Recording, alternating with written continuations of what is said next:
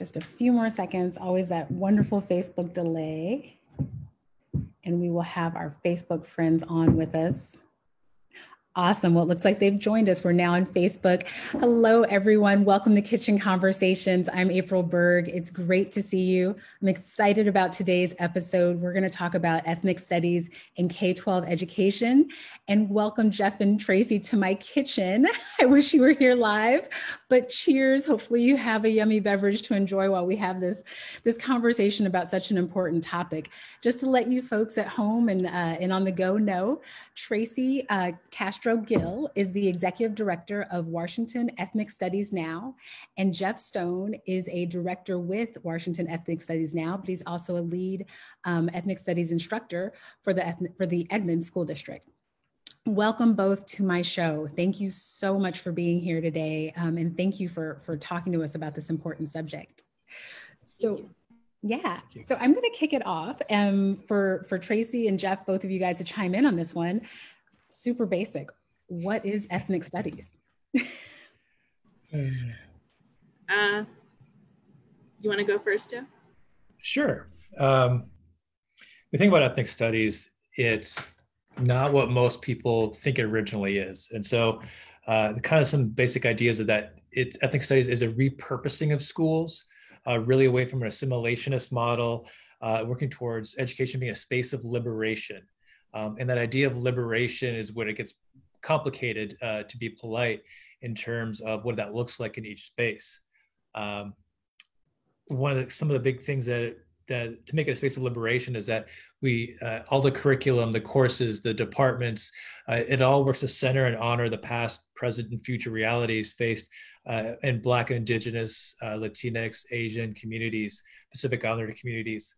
And it's really moving away from a white Eurocentric storyline. Mm-hmm. Mm-hmm. Tracy, you want to continue? Yeah. I think a lot of people, when they hear ethnic studies, they think of their only exposure to ethnic studies at the university level, where it's very compartmentalized. Mm-hmm. We at Washington Ethnic Studies Now follow more of what Dr. Duncan Andrade calls pan-ethnic studies, which is the critical analysis of race and power and privilege in the United States and colonialism. And so, like Jeff said, it really focuses on indigeneity. And I know a lot of people kind of ruffle their feathers, especially in the Pacific Northwest, where there is a large degree of indigenous influence from indigenous Pacific Northwest people. But indigeneity is a concept that applies to everybody, because all of us have ancestors that are indigenous to somewhere. And if it's not indigenous to here, what does that mean in context for you? How do power dynamics play out in that? And so ethnic studies really critically analyzes that in a way that is systemic, mm-hmm. systematic in institutions. And so, like Jeff said, we don't think of at Washington Ethnic Studies Now, we don't think of ethnic studies as curriculum. We see it as education reform. Mm-hmm. That's powerful. So it's a lot broader, because I think for me, I was introduced to ethnic studies in a university, in a predominantly white university. And so it was very compartmentalized. It was very much like, you've got your 1 quarter, check that box and keep it moving. So when folks are asking me in this moment, so does ethnic studies, does that include Black history? Well, if I'm learning about ethnic studies and having that as a curriculum framework, will that include something like Black history? Yes. So the way it's contextualized for us is ethnic studies is a broader subject. And then within ethnic studies, you can narrow it down to Black studies, Native American studies, Asian American studies. I will say that there's not total agreement in the state of Washington about Native American studies being part of ethnic studies. And I want to honor that. Like, some tribes don't want to be identified as ethnicities because they are tribal sovereignties. Whereas in other places, like in California, the tribal sovereignties there are working with ethnic studies curriculum. So we just have to honor, what different tribes, how they would like to present themselves in the curriculum. And so I want to be clear, in Washington State, we are following the law, which is using since time immemorial curriculum. But, when you're talking about power and oppression, you also have to talk about how this land was stolen from Indigenous people here. That's huge. That's absolutely huge. And so as we talk about it and it being more broad and not compartmentalized, is it something that can be done in a K-12 setting? Is it something that can be buildable? You know, is there a place for a kindergartner to know something about ethnic studies as well as a 12th grader? Absolutely. It is K-12. I mean, it's K-20. But we think about the K-12 system, and our youngest at 5 years old and 6 years old, they're experiencing the realities. They're experiencing systems of oppression. They know what joy and liberation looks like, and the students are able to understand and learn about that in greater detail. I mean, it's everywhere, and it should be everywhere. So. Yeah, I think a good resource is the Teaching Tolerance Social Justice Standards that are K through 12 standards. And the direct, I also am the Ethnic Studies Program Manager for Seattle Public Schools. And the direction we were going is in the grades K through 12, the focus was fairness and how do we treat people and how do we love and see our differences.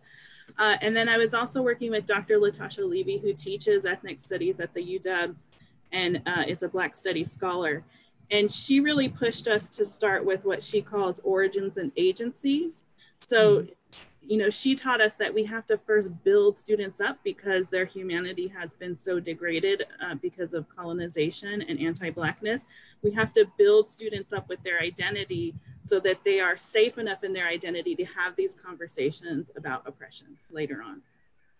And that's huge. I love the way you put that, the origins and agency, because I think as we talk about lots of different pieces of our curriculum in K-12, agency is a big piece of it, and developing that at a young age in a student is powerful. But to your point about how sometimes mindsets get made because of colonization and different things, you know, the question about the first thing for me as a student I learned about Black history was slavery, right? That's it. And you had said something powerful earlier, Tracy, about slavery and if it's even a part of Black history. So could you share that with folks? Because it kind of hit me like right here. Yeah, my favorite example to share is because, you know, as teachers, we all love that light bulb moment, but we see it with adults too. It's not reserved for children. So I was doing, I wasn't even a training. I was having a discussion with the building leadership team at an elementary school in Seattle. And it's a mostly POC school, but not very many Black students, right? So it's mostly Asian students. And a white teacher said, when I'm teaching in Black History Month about slavery, how do I prevent all the kids from looking at the one Black kid in the class? And I said, well, first of all, you're framing it incorrectly because slavery is white people history. White people did that. So if you're teaching slavery during Black History Month, you're not truly teaching Black history unless you're talking about how slavery interrupted Black history, right? And so and ethnic studies really pushes us as educators to reframe and create counter narratives to these master narratives, right? So we've been told that Black history in the United States, like you said, starts with slavery, but no, white people did that. That is white people history. They are the actors in that. Wow. So that you saw my light bulb moment about 10 minutes ago when we had that conversation, and it's still, even when you, that just, I hope folks really heard that, because I think that you're right. If we're teaching slavery during Black history, that's the wrong moment. It interrupted our history. It does not define it. It is not the beginning, middle, and end. So thank you for sharing that, because I hope it really hit home with some folks. So that brings us to teaching ethnic studies, right? So it's a framework, and it's important how that framework is presented and who it's presented by. So can you tell me your thoughts, both of your thoughts on who should be teaching ethnic studies and pan-ethnic studies, as you put it? Do you want to start, Tracy? I'm going to let Jeff start. Okay. Really what it comes down to, when possible, and I mean, we all know our K-12 systems. They are white teacher heavy. If outside of Seattle, I would say if you have 10% of your staff being educators of color, that's pretty normal. And so one of the things that actually make it even more challenging is like in certain domains, social studies, English, science, you can get it to the point where it's almost entirely white educators. So the first off is who teaches it is really important. And so the first thing is, if you can have a critical educator of color teaching ethnic studies, that is the first choice. But as I hinted at, not all systems will have critical educators of color in their systems just to begin with. And so it's after that that we begin to look at, well, you need very, well-trained critical white scholars doing this one as the backup plan. I want to add to that even in systems that may have critical educators of color, oftentimes it's a violent place for educators of color to be, and especially an educator of color who is challenging the system. And so your system might have a critical educator of color who does not feel comfortable stepping into that position. And we should not expect educators of color to step into that position. And so that's where a critical anti-racist white educator might come in and take the heat that's going to come with doing that, right? I want to also, sorry, my street's really loud. I want to also focus on the critical piece, right? Because what happens oftentimes is educators of color are tokenized and put into these positions just because they are a person of color, when they may not have the background or may be just as toxic as the next white teacher, right? So we have, for instance, Black teachers who say all lives matter. They shouldn't be teaching ethnic studies, right? We have Latinx or Chicano teachers who say, I don't use the term Chicano because I'm American. Like, they shouldn't be ethnic studies teachers because they're not critically analyzing race and these terms that we use to define people. So I just want to point that out. Being a person of color doesn't automatically qualify you to teach ethnic studies.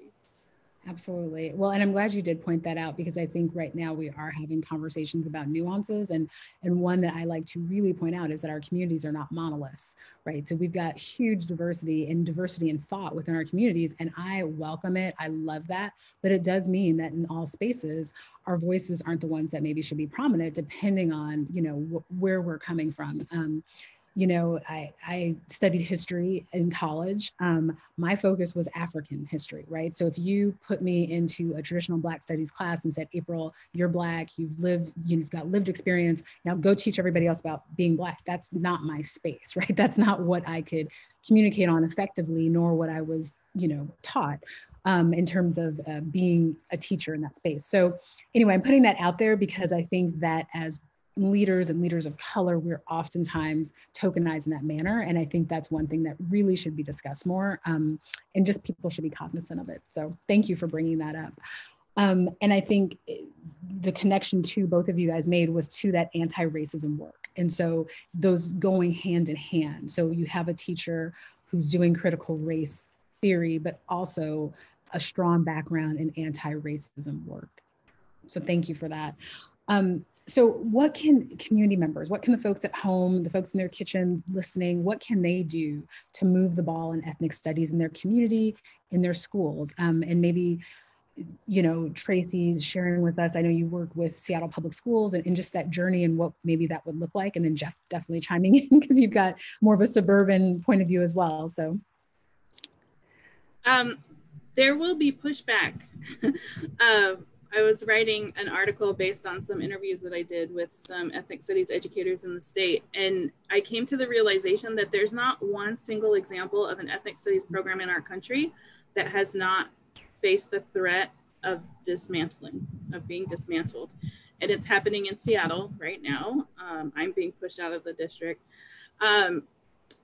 But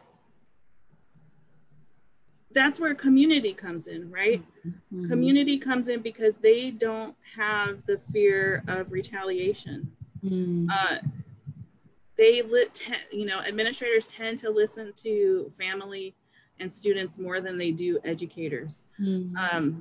I've been reminded recently that parents and students do face retaliation because students have been retaliated against because of the advocacy of parents. So that is a fear also.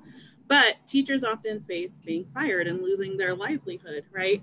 So I think that magic happens when students and community and educators come together and fight together and come up with a strategy together. And that's one of the roles of Washington Ethnic Studies now.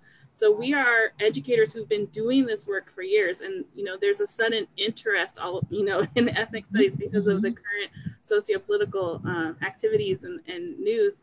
But we've been here for years. Like, we're ready to go. We've been ready to go. And we kind of formed this organization because the school districts aren't going fast enough.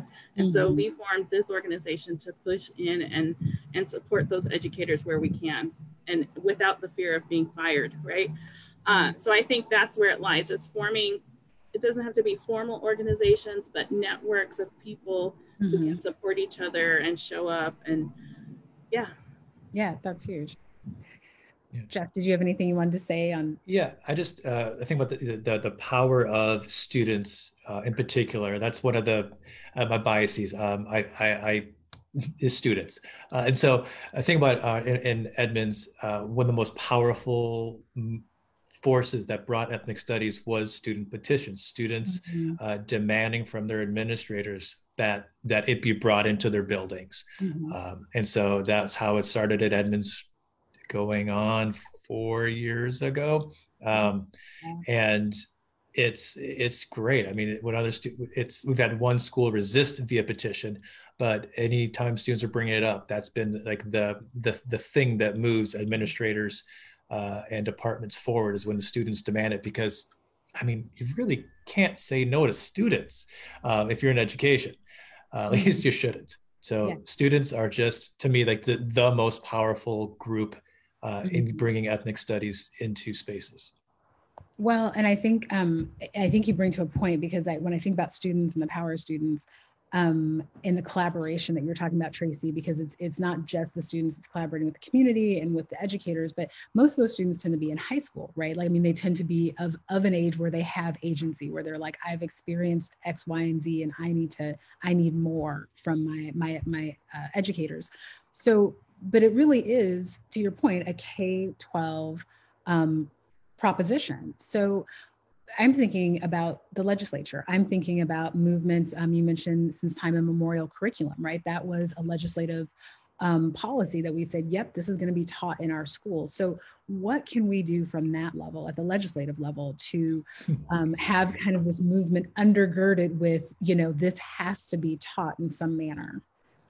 There is legislation that exists currently, sponsored by Senator Hasagawa, for it's a suggested model curriculum, and there is a committee at the OSPI who's working on that.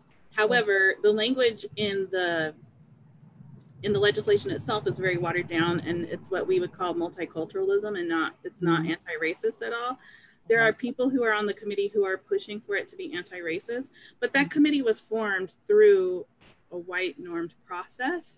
And so there are some people on the committee who probably shouldn't be there because they don't understand ethnic studies, or actually opposed to ethnic studies and anti-racism. And so Jeff and I have been pushing hard on that committee to recognize that, and they are working on some changes, but it's not enough. For example, there's one Black educator on that committee. Wow. And so, right. And so I'm saying, wow. And I'm in education spaces. I'm like, wait, what? Right. And so we're pushing for that. One of our goals as Washington Ethnic Studies now is to work on legislation. And we've met with Senator Hasagawa, and it's in the works to meet with him again, to have some legislation around mandatory anti-racist PD, or professional development, for pre-service teachers. So while they're working on becoming teachers and getting their certificate. But also, I just had a conversation with Alexandra Manuel, who's the president of the Professional Education Standards Board. And we talked about having it be part of the recertification process. So for example, right now as teachers, we have to have so many hours of STEM professional development. Why can't we also mandate so many hours of anti-racist and not anti-bias? Yes, anti-racist. Clear distinction.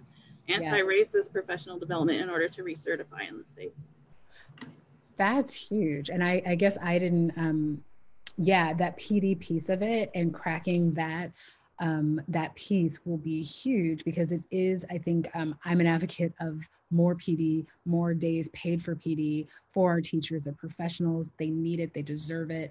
And I think having something like anti-racism work worked into that would be really powerful, because I'm hearing from staff, even in our own district, saying we want this training, we want these tools, we want this vocabulary so that we can do the work that needs to be done. So that's a great way to look at it.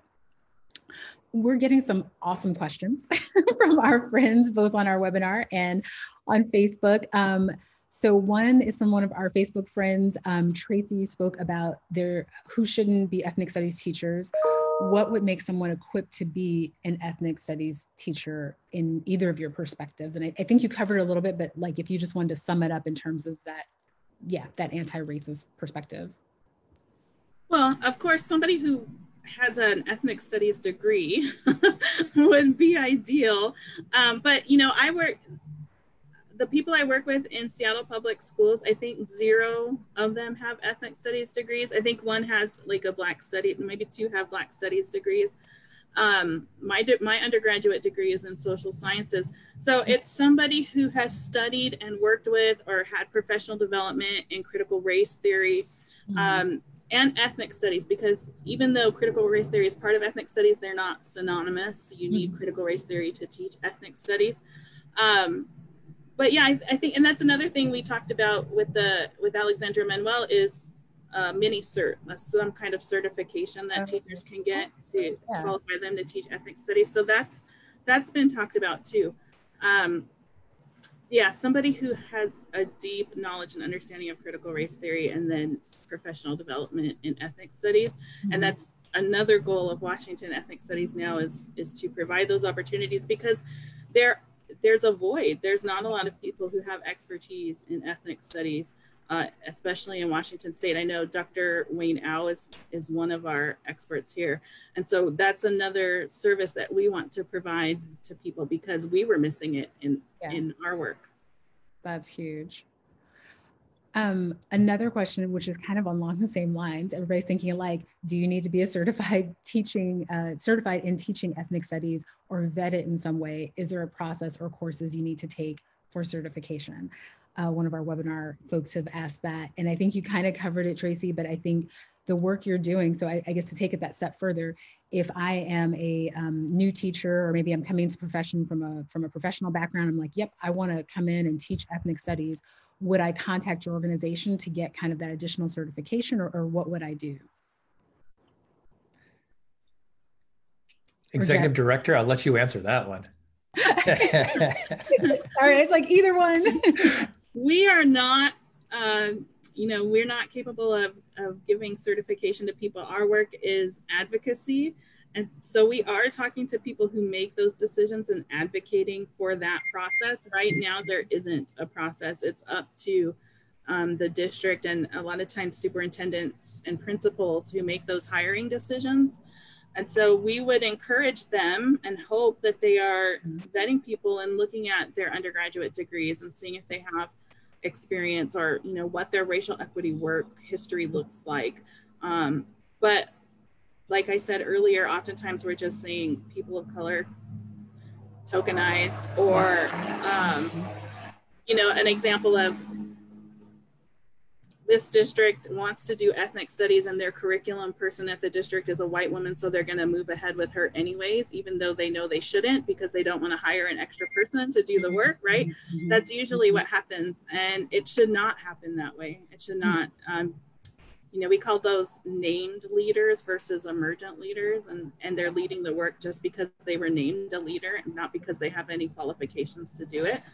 So I think that's a big concern too. That's huge. So another question, which I'd love this question. So let's say you've got an undergraduate degree in ethnic studies. What would be, so I guess the exact question is, have there been talks about ways for folks with undergraduate degrees in ethnic studies to be able to get teaching certificates? I haven't heard of anything specific. Okay. I think, if I were in the, the post-secondary world and looking at the master's in teaching programs and the such, I mean, that's a barrier, financial and time. But like that would be an asset coming into a program, is that background, the ethnic studies degree. But well, and the way I think of it too is a lot of programs, when I look online, right, you can do undergrad in English and then also do your master's in teaching at the same time. And it seems very, put together and seamless. But I think for ethnic studies that would be a great, it's probably not for our, for the three of us to answer and fix today, but I'm going, like that should be a thing. Like that should be entered seamlessly. Because Jeff, when you mentioned having 10%, faculty of color at particular school districts, I'm thinking that's a moonshot right now for some of the districts I can think about. I mean, honestly, because we're looking at like 2%, maybe 3%. So 10 would be like our 5-year plan. I think another barrier is people want to put ethnic studies and social studies. And like Jeff said, social studies is dominated by white men, especially at the high school level. And ethnic studies should be its own program, its own curriculum program. It should not be part of social studies. And a lot of people can't wrap their minds around that. So I think that's another barrier. Yeah, and that's huge. And it's funny when the person who asked about ethnic studies folks being able to get those teaching certificates, I remember my college, it was a fight to get an ethnic studies department, right? Like department, not an add-on, not like a asterisk and you can do this. So that was huge. Another really good question just came in, and we are gonna wrap this up soon, but these are great questions. Is there a way to partner with community colleges to offer this for college and the high school credit? Yeah, Seattle partners with North Seattle College for college and the high school credit, and a math ethnic studies teacher at Garfield High School is also working with the UW on a math ethnic studies college and high school course. That's awesome. We partner with Edmonds College. So not community college. No, I was going to say, good for you, Jeff. Right, I've been got that up ever since it went to a college. I feel like at some point they're going to go, April, we're a college. I'm like, I know, right. I know. So yeah, we've been 2 years now that we've been partnering with them, and they've been great. Oh, awesome. Well, hopefully there's some folks, I think, watching us from Everett Community College. So hopefully they'll think about that as well, because I know college and high school is a powerful program and just really a gateway for so many of our students to be able to have that as an offering in high school and get college credit would be absolutely huge. So yeah, that is wonderful. Well, as we wrap up, I just want either of you to talk about this exciting assembly that's coming up this weekend and where folks can find more information. Is it too late to register? Let's tell them about the work, Tracy. So we found that, like I said, there's not a lot of opportunities out there for people to meet and share ideas around ethnic studies. So as one of our goals, we have our Ethnic Studies Assembly, and it started last year when Dr. Curtis Acosta from the Tucson Mexican American Studies program came and helped us organize. And it's not a conference, it's not professional development, it is an organizing and network opportunity for anti-racist ethnic studies educators to learn how to build community in their own districts and support each other's work and push ethnic studies into resistant spaces. And so that's what we're doing this coming Saturday. And unfortunately, registration is closed, and we were close to maximum capacity, which we're excited about. So a lot of good work has come from our last assembly. That's where we came up with, our push for anti-racist PD and connecting with Senator Hasegawa. And then we eventually turned it into like an official nonprofit, which has been kind of interesting. So yeah, that's what's coming up. But we plan to offer some virtual professional development, some professional learning communities to connect people across the state who don't have this in their own district or school. So yeah, and you can follow us on Facebook, Twitter, and Instagram, and it's at WA Ethnic Studies for all three.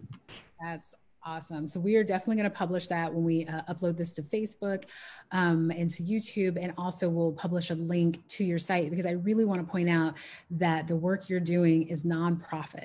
So folks out there who really are passionate about this and want to do something, can't make the assembly, please go to their website and make a donation. We'll put that on a link for our Facebook page. But Washington Ethnic Studies Now is the name of the organization. Tracy and Jeff, I cannot thank you enough for talking with us, sharing your thoughts, answering the questions that folks have. I will definitely, hopefully connect you with interested parties, because I feel like there's a lot of energy out there right now saying, how can we get this done in our space, in our school district, in your organization? Like you said, Tracy, you've been out here doing the work. And so it's great that everybody's like finally waking up and saying, oh my gosh, but you've been out there doing it. So I cannot thank you enough. Tracy, Jeff, thank you for coming on Kitchen Conversations. Have a fabulous assembly this weekend. And hopefully this is just the first of many discussions to come. Thank you. Great. Thank you. And thanks everyone. Have a great weekend, or I guess great rest of your week. Yeah. Join us next week on Kitchen Conversations. Yes, cheers. Next week on Kitchen Conversations, we're going to be talking about common sense gun reform. So that's going to be a powerful episode. You don't want to miss it. Have a great rest of your week. Bye.